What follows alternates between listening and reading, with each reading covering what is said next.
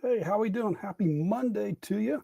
Hope you had yourself a great weekend. I know not quite the weekend expected. I thought I was going to get some work done, but it ended up being more of a relaxed weekend, which is probably something I needed. Part of that also had to do is I've been reading a series of books, and Saturday night I was reading one. It's like, I got to finish this. Big battle scene, trying to figure out not for sure how everything works out. So by the time I finished up that book, it was 1:30 in the morning. So by the time I got to bed, it was 2. And then I'm reading The Afterface by the authors. Like, that was probably the thickest book in the series. Like, oh, I had to finish it up. Last night I started to read the next book, which has 3 different story arcs in it. I only read 2. I didn't finish off the last one, so about 11:30. But always good when you kind of get yourself wrapped in the stories, you want to finish them up. So when we talk about on this channel here, we talk about working on your body, mind, and spirit through balance in the triad. So let's go and hop in today's one, which is dealing with spirit, and specifically environmental spirituality. Environmental spirituality includes your environment you're in, which is not just your environment like my office here. It's your connection if you choose to believe in a higher power, but it's also being connected to nature. So that's the topic today. Your connection to nature. So why do you want to do this? What's this for? What does that have to do with your health? So it's quite important to be able to spend some time in nature. Numerous benefits. We can reduce your stress levels, can improve your mental health, increasing physical activity. A lot of times your activity, you're going to move a little more. The sunlight makes a big difference, vitamin D. And there's also the aspect of healing, especially when you refer to earthing, which is a completely different topic, which in very simple terms is making sure your bare feet have contact with the ground. Healing benefits from that. There's actually some research on that. So simply spending time outside nature, you got those there. Excuse me. And it also helps if you get a chance to do that. When you spend that some time outside, you actually might get a chance to kind of look around and realize deeper appreciation for the natural world and then our own place in it.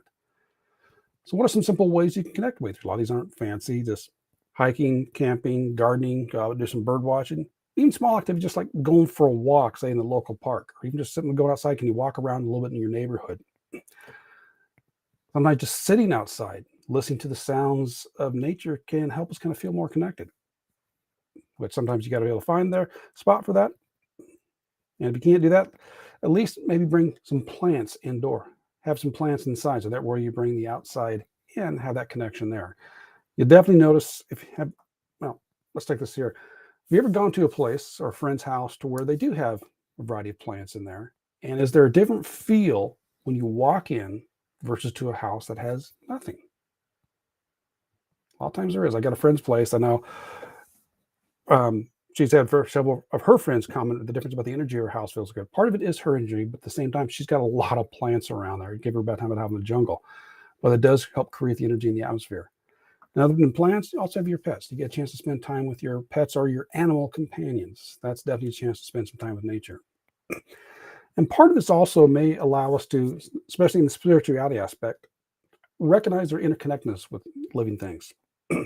And this can definitely be different if you've grown up in a city and never spent a lot of time around animals versus if you grew up on a farm or something like that, there, a ranch, there's a difference.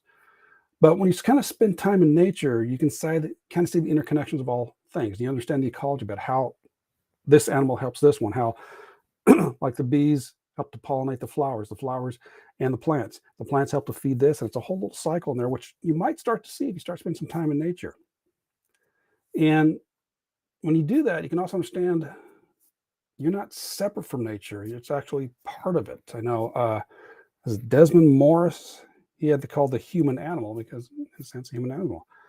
And if you're able to make that connection, that realization, and then in turn, it might realize, hey, I got to be able to protect what's around me. It might be able to inspire you to take some type of action, whether it's simply just going through in your own efforts, doing recycling, or enjoying some type of efforts, whatever that may be. But bottom line is, when you get a chance, just spend some time with nature.